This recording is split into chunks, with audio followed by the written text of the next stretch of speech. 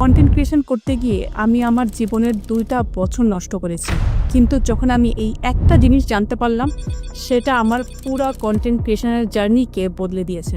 তারপর থেকে আমি এমন একটা পর একটা ভাইরাল ভিডিওস বানাতে পারছি।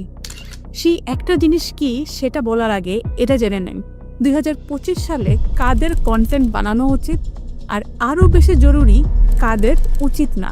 সবাই বলছে কন্টেন্ট ক্রিয়েটার হতে।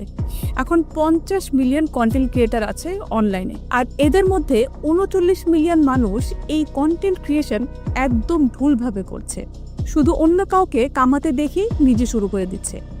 আমি যখন শুরু করলাম আমি ভাবতাম আমার দরকার একটা দামি ক্যামেরা, একটা দামি মাইক, কোনো বিষয় একদম ফুল এক্সপার্ট হতে হবে আমাকে। আসলে এর কোনোটাই লাগে না।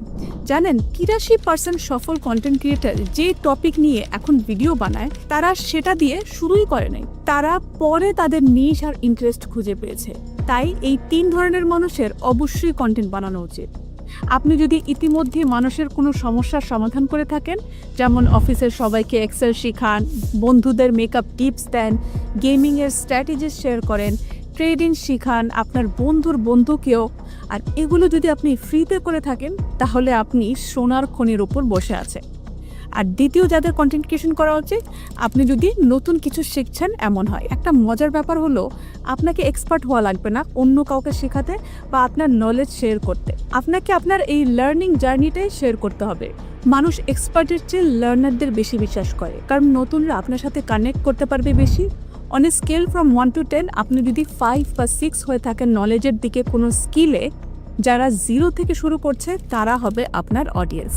আর লাস্টলি, আপনি যদি আইডিয়া কানেক্ট করতে পারেন, এটার মানে হচ্ছে যদি আপনি জটিল জিনিস সহজে বোঝাতে পারেন, আলাদা আলাদা কনসেপ্ট মিক্স করতে পারেন, ইন্টারেস্টিং পার্সপেক্টিভ শেয়ার করতে পারেন, তাহলে আপনার কাছে সবচেয়ে দামি কন্টেন্ট ক্রিয়েশনের সুপার পাওয়ার আছে, বুঝে নেবেন। কিন্তু যদি আপনি ভাবেন যে আমি ক্রিয়েটিভ না, আমার বয়স বেশি হয়ে গিয়েছে, আমার নিশ অনেক স্যাচুরেটেড, মনে আছে আমি বললাম 2 বছর নষ্ট করেছি আমি, এই জিনিসটাই আমার কন্টেন্টের জার্নির সব বদলে দিয়েছে।